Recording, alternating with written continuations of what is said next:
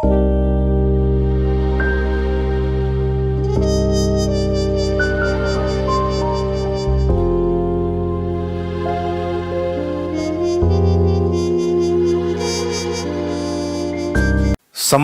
పొరుగువారి ద్వారా ఓ పక్క శ్రమ, ఒక అవమానం, ఆకలి, వస్త్రహీనత, వెట్టి చాకిరి, నెమ్మది లేని పరిస్థితి, స్త్రీల మాన ప్రాణములకు భద్రత లేని పరిస్థితి, అన్ని వైపుల నుంచి ఇశ్రాయేలీయులు ఘోరమైన శ్రమ కలిగింది. ఈ ఘోరమైన శ్రమ కలిగినప్పుడు వాస్తవంగా వాళ్ళు కంట్రోల్ అయిపోవాలి, వాళ్ళ అభివృద్ధి అనేది ఆగిపోవాలి. ఎందుకంటే ముప్పేట దాడిలాగా నలువైపుల నుంచి శోధనలు చుట్టుముట్టినప్పుడు వాళ్ళకి మనశ్శాంతి ఉండదు, ప్రశాంతత ఉండదు, నెమ్మది ఉండదు. కానీ వాక్యం ఏం చెప్తుందంటే, అయినను ఐగుప్తీయులు వారిని శ్రమ పెట్టిన కొలది వారు విస్తరించి ప్రబలిరి గనుక వారు ఇశ్రాయేలీయుల ఎడల అసహ్యపడిరి అన్నాడు. ఈ ఐగుప్తీయులు ఎన్ని రకాలుగా వాళ్ళని టార్చర్ చేసినా వాళ్ళు శ్రమ పెట్టే కొద్దీ విస్తరించి ప్రబలారు అని రాస్తుంది. అంటే సహజంగా ఎవడైనా శ్రమ పడినప్పుడు విస్తరణ ఆగిపోతుంది. కానీ వీళ్ళ విషయం ఏంటంటే, శ్రమ కలిగే కొద్దీ వీళ్ళకి విస్తరణ ఎక్కువైపోతుంది. శత్రువు నలువైపుల నుంచి కట్టడి చేసి, కంట్రోల్ చేసి, అడ్డగించి, ఆపేసి ఆనందపడదామంటే వాడు ఆనందం నిలవట్లా. ఎందుకంటే వాడు ఒకటి అనుకుంటే రివర్స్ అవుతుంది. కారణం ఏంటంటే, ఇశ్రాయేలీయులు వాస్తవంగా మంచోళ్ళు కాదు, ఇశ్రాయేలీయులు వాస్తవంగా మంచి పిల్లలు కాదు. అబ్రహాం సంతతి, యాకోబు సంతతి అయినా ఒక రకంగా చెప్పాలంటే, బ్లంట్గా చెప్పాలంటే జిలాకులు అన్నమాట. దేవునికి స్తోత్రం, హల్లెలూయా. మన భాషలో చెప్పాలంటే వాళ్ళకి అదే కరెక్టు. ఏది కరెక్టు? శ్రమ పొందటమే కరెక్టు. ఎందుకంటే నెమ్మది ఉంటే మాటినే రకాలు కాదు, శ్రమయే కరెక్టు. కానీ మీరు గమనించి చూడండి, కావాలంటే ఇశ్రాయేలు చరిత్ర చూడండి. కాస్త నెమ్మది కలగటం, పోయి అన్య దేవతలను ఆరాధించటం, మళ్ళా దేవుడు వాళ్ళని అగచాట్ల పాలు చేయటం, అప్పచెప్పటం అగచాట్లకి, మళ్ళా దేవుని వైపు తిరిగి మొర్ర పెట్టడం, మళ్ళా దేవుడు జోక్యం చేసుకొని వాళ్ళని విడిపించటం, మళ్ళా బుద్ధిహీనమైన పనులు చేయటం, మళ్ళా మొర్ర పెట్టడం, శ్రమ పొంది మళ్ళా దేవుడు జోక్యం చేసుకొని విడిపించటం, మళ్ళా నెమ్మది రావటం, మళ్ళా జిలాకు పనులు చేయటం. అందుకని నేను వాళ్ళకి జిలాకులు అని పెట్టాను అనమాట పేరు. జిలాకు రాసుకుంటే దురద వచ్చింది అనమాట. అంటే వాళ్ళని చూసి నవ్వుకోవాకండి, మన దగ్గర కూడా ఆ లక్షణాలు ఉంటాయి. దేవునికి స్తోత్రం కలుగును గాక, హల్లెలూయా. మన దగ్గర కూడా ఉంటాయి ఆ లక్షణాలు. అబ్రహాముకి, యాకోబుకి దేవుడిచ్చినటువంటి వాగ్దానం ఒకటి ఉంది. ఆ వాగ్దానాన్ని బట్టి దేవుడు వారికి తోడై ఉన్నాడు. ఈ ఇశ్రాయేలీయులు ఐగుప్తులో ఆ బానిసత్వం అనుభవించడం కూడా అబ్రహాముకు దేవుడిచ్చినటువంటి పనిష్మెంట్లో ఒక భాగమే. ఆదికాండం 15 చదివితే మీకు అర్థమైద్ది. ఆదికాండం 15లో ఇదంతా జరిగిద్దని నాకు గ్యారెంటీ ఏంటి? నువ్వు నాకు నిబంధన చేశావు కదా, అది ప్రమాణంగా నువ్వు చేయాలి అంటే దేవుడు చెప్తాడు, ఇలా ఏర్పాటు చేసుకొని. ఏర్పాటు చేసి బలిపీఠం సిద్ధం చేసి దాని మీద ఆ పశుమాంసాన్ని నుంచి సంధ్యవేళ వరకు పక్షులేవి వాలకుండా తోలుతూ ఉంటాడు. ప్రొద్దు కృంకినప్పుడు అబ్రహాముకు గాఢ నిద్ర కలిగిద్ది. అప్పుడు పక్షులు వచ్చి ఆ బలి మాంసమును తింటూ ఉంటాయి అన్నమాట. అప్పుడు దేవుడు ఇస్తాడు. ఒకసారి ఆ వచనం చదువుతావా? తొందరగా చదవాలా. 15వ అధ్యాయం 13వ వచనం చదువు. ఆయన నీ సంతతి వారు తమది కాని పరదేశమందు నివసించి, 12వ వచనం చదువు.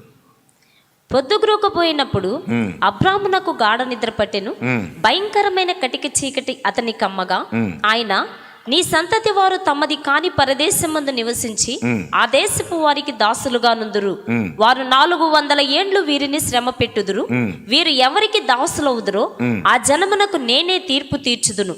తరువాత వారు మిక్కిలి ఆస్తితో బయలుదేరి వచ్చెదరు. చూడండి, ఒక భక్తుని నడత, ఒక భక్తుని ప్రవర్తన తన తరువాతి తరాలకు శ్రమనో దీవెననో తీసుకొచ్చి పెడుతుంది. ఒక భక్తుని నడత తన తరువాతి తరాలకి ఘనతనో అవమానాన్నో తెచ్చిపెడుతుంది, శ్రమనో ఆశీర్వాదాన్నో తెచ్చిపెడుతుంది. అబ్రహాము ప్రవర్తన అన్ని విషయాలలో క్రమంగా ఉన్నంత వరకు సంతతి ఆశీర్వాదకరమైన జీవితాన్ని స్వతంత్రించుకున్నట్లు ఆ దీవెనట్టు వచ్చింది. ఎక్కడైతే అబ్రహాము కొంచెం నిర్లక్ష్యం చేసి దేవుడు ఆయనను దర్శించి ఆయనే పిలిచాడు, నాకు నిరూపణ, నాకు ప్రమాణం చేయవయ్యా, నువ్వు అన్నావు కదా నీకు సంతానాన్ని ఇస్తాను, అట్లా చేస్తా ఇట్లా చేస్తానని, ఇది నాకు నెరవేర్చు, నువ్వు నాకు ప్రామిస్ చేయమన్నాడు. ప్రామిస్ చేయమంటే దేవుడు ఒక పద్ధతి చెప్పాడు, ఇలా ఎలా చేసుకో నేను వస్తానని. సో దేవుడు వచ్చిందాకా నిరీక్షించలా. పొద్దున్న నుంచి సాయంత్రం దాకా తిప్పలు పడ్డాడు, గ్రద్దలేవి అక్కడ వాలకుండా. ప్రొద్దురుకినప్పుడు పాపం గాఢ నిద్ర కలిగింది, కట్టిక చీకటి గమ్మేసింది. అప్పుడు వచ్చాడు దేవుడు. అంటే దేవుడు వచ్చిందాకా నిరీక్షించలా, నిద్రపోయాడు. పిలుస్తావు నువ్వే, ప్రమాణం చేయమంటావు నువ్వే, నిబంధన చేయమంటావు నువ్వే, చేసిందేమో నమ్మవు, రుజువు చేయమంటావు, ప్రామిస్ చేయమంటావు, చేయటానికి వచ్చిందాకా ఆగవు. నేను వచ్చిందాకా నువ్వు వెయిట్ చేయలేదు, నిర్లక్ష్యం చేశావు.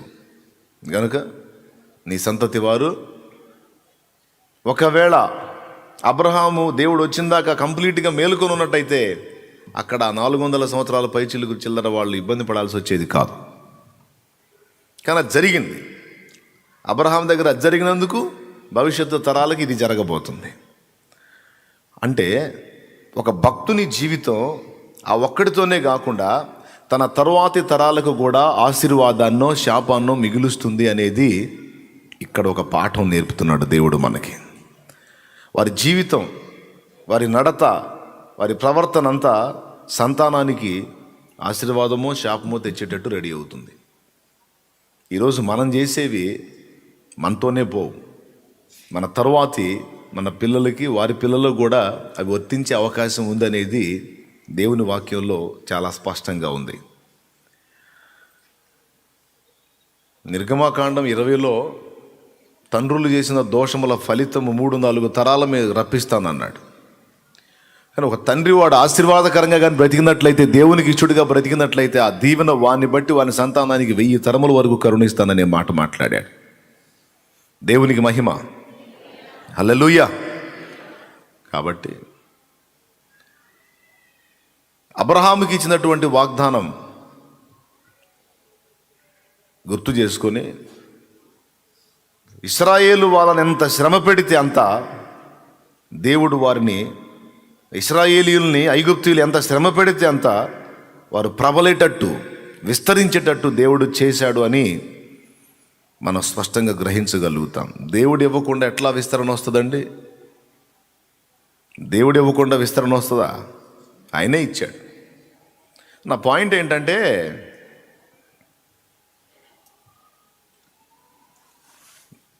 మన శత్రువుకు ఓ పేరుంది. మన శత్రువుకు ఓ పేరుంది. ఏం పేరు చెప్తారా? సాతాను. వాడికి రకరకాల పేర్లు ఉన్నాయి. వాటిల్లో ఒక ప్రత్యేకమైన పేరు వేటగాడు. అబద్ధీకుడు, అబద్ధమునకు జనకుడు, అపవాది, అపొల్లయోను, నాశన పాత్రుడు లేదా నాశకుడు, నాశనము చేయువాడు, ఇట్లా రకరకాల లూసిఫర్, రకరకాల పేర్లు ఉన్నాయి. వీటిల్లో ఒక పేరు వేటగాడు. ఈ వేటగాడు అనే మాట 91వ కీర్తనలో వేటగాని ఉరిలో నుండి ఆయన నిన్ను అనే మాట ఉంది. సో అక్కడ వేటగాడుగా ఇటు కనపడుతున్నాడు. ఈరోజు దేవుడు మనకు నేర్పిస్తూ మనతో మాట్లాడుతున్న మాట ఏంటంటే, మీకు ఒక శత్రువు ఉన్నాడు, మీకు ఒక విరోధి ఉన్నాడు. వాడు గర్జించు సింహం వల్ల ఎవరిని మృంగుదునా అని తిరుగుతున్నాడు. నిబ్బరమైన బుద్ధి గలవారై మెళకువగా ఉండండి అని చెప్పాడు. పేతురు రాసిన మొదటి పత్రిక 5వ అధ్యాయం 8వ వచనం. పేతురు రాసిన మొదటి పత్రిక 5:8 ఈ మాట ఉంటుంది. ఉందా? ఇప్పుడు నాకెళ్ళి చూడండి, ఉంటుందిలే. నీ విరోధి అయిన అపవాది గర్జించు సింహం వల్ల ఎవరిని మృంగుదునా అని వెదకుచూ తిరుగుతున్నాడు. కనుక నిబ్బరమైన బుద్ధి గల వారే మెళకువగా ఉండండి అన్నాడు. వీడు విరోధి, అపవాది, వేటగాడు. వీడి పని ఏంటంటే మనల్ని నిరంతరం వేటాడటం. దేవుడు మనకి ఇస్తున్నటువంటి సమాచారం ఏంటంటే, వాడు మిమ్మల్ని వేటాడటం కాదు, మీరే రివర్స్లో వాడిని వేటాడండి అని చెప్తున్నాడు దేవుడు. దేవునికి స్తోత్రం, హల్లెలూయా. వేటగాడిని వేటాడటం ఎట్లా కుదిరిద్ది అంటే, పక్షులకు కుదరదు, జంతువులకు కుదరదేమో కానీ మనకు కుదిరిద్ది. ఇది ఇక్కడ పాఠం. వాడు నఖముఖాల నలువైపుల నుంచి నీ మీద అటాక్ చేయడానికి ప్రయత్నించినప్పుడు సహజంగా నీకు అనిపించేది ఏంటంటే, ఆహా నా పని అయిపోయిందని. అయిపోయిందిరా నా పని. నలువైపుల నుంచి నా మీద కుట్ర జరుగుతుంది, నలువైపుల నుంచి నా వైపుకు బాణాలు వస్తున్నాయి. ఏదో ఒకవైపు అంటే ఎదుర్కోవచ్చు, ఈ వైపు ఎదుర్కొందామంటే మిగిలిన 3 వైపుల నుంచి కూడా నా మీద అటాక్ జరుగుతుంది, కనుక ఇక నాకు మనుగడ కష్టం, ఇబ్బందే అని నీకు అనిపిస్తుంది. అయితే నీకు నేను ఇచ్చినటువంటి ఆదరణ ఏంటంటే, వాగ్దానం ఏంటంటే, నువ్వు ఒంటరివైతే, నువ్వు ఒక్కడివైతే నిజంగా నువ్వు ఒక్కడినే ఎదుర్కోగలవు, కానీ నలువైపులు వచ్చే దాడిని ఎదుర్కోలేవు. కానీ నేను నీకు తోడై ఉన్నాను. నువ్వు మంచోడువని మంచిదానివని కాదు, నువ్వు మంచోడువని మంచిదానివని కాదు, నేను నిన్ను ప్రేమించుచున్నాను, నీవు నన్ను ప్రేమించుచున్నావు, నీవు నా నామమును ఎరుగున్నావు, నా స్వభావం తెలుసు నీకు, నా వ్యక్తిత్వం తెలుసు, నా ఆలోచన తెలుసు. దాన్ని అనుసరించి బ్రతకాలని నీ వంతు నువ్వు పోరాడుతున్నావు, తిప్పలు పడుతున్నావు. గనుక నీవు నాకు ఇష్టమైపోయావు. పూర్తిగా గెలిచావా గెలవలేదా అన్నది తర్వాత. ఒకటైతే నిజం, నువ్వు కష్టపడుతున్నావు నాకు ఇష్టంగా బ్రతకాలని, నన్ను సంతోష పెట్టాలని, నా చిత్తం నెరవేర్చాలని. హలో, పోరాడుతున్నావు. నాకు అర్థమైంది. నిలబడతావు కూడా, నేనే నిన్ను నిలబెడతా. దేవునికి స్తోత్రం, హల్లెలూయా. కానీ నీ పోరాటం నేను గమనిస్తున్నా, నీ ఆశ, నీ ఆరాటం, నీ తపన నాకు అర్థమవుతుంది. కొన్నిసార్లు దెబ్బతిన్నా తిరిగి కోలుకొని మళ్ళా నా వైపు మళ్ళుకొని నాతో కలిసి నడవాలనే నీ ఆరాటం నాకు అర్థమైంది. సో నువ్వు నాకు ఇష్టుడివి, ఇష్టురాలివి. ఎన్ని కారణాలను బట్టి అంటే, ఇప్పుడు ఒక కారణం చెప్పాను. రెండవ కారణం ఏంటంటే, నేను నిన్ను నిర్మించిన వాడను, నీవు నన్ను అసలు గుర్తించకపోయినా కూడా నువ్వు, ఎందుకంటే ఈ చేతులతోనే నిన్ను నిర్మించుకున్నాను. గుర్తించక మునిపే నిన్ను అమితంగా ప్రేమించిన వాడిని ఇప్పుడు నువ్వు నన్ను గుర్తించిన తర్వాత నిన్ను అశ్రద్ధ చేస్తానా? మరి నిశ్చయముగా నేను నీకు తోడై ఉందును. కాబట్టి దేవుడు ఏం చెప్తున్నాడంటే, వేటగాడిని వాడి వేటను చూసి భయపడొద్దు. నేను చెప్తున్నాను నీకు, నా బిడ్డగా నేను ఒక రహస్యాన్ని ఓపెన్ చేస్తున్నా. వస్తున్నాడు, భయపడి జాగ్రత్తగా దాక్కోండి అని చెప్పాలి. అక్కడ నిబ్బరమైన బుద్ధి అంటే నిర్భయము. ప్రకృతి వికృతుల్లో నిర్భయము, నిబ్బరము. నిబ్బరం అంటే నిర్భయం, నిర్భయము అంటే భయము లేని స్థితి. నీ విరోధి అయిన అపవాది గర్జించు సింహం వలె ఎవరిని మృంగుతున్నా అని వెతుకుచూ తిరుగుతున్నాడు కనుక భయపడి దాక్కోండల్లా, నిర్భయంగా ఉండండి అన్నాడు, మెళకువగా ఉన్నాడు. ఒక్కటే, వాడికి నువ్వు భయపడేది ఏంది? కోన్ కీసుక తర్వాత పదం మీరు కంప్లీట్ చేసుకోండి. దేవునికి మహిమ. వాడికి మీరు భయపడేదేంది? వాడికి భయపడమని నేను ఎందుకు చెబుతా? భయపడొద్దు. వాడిని ఎదుర్కోవటానికి భయం కాదు కావాల్సింది, మెళకువా. మెళకువ కావాలి. విచిత్రం చెప్పనా? మెళకువ, భయం వ్యతిరేకమైన సంగతులు.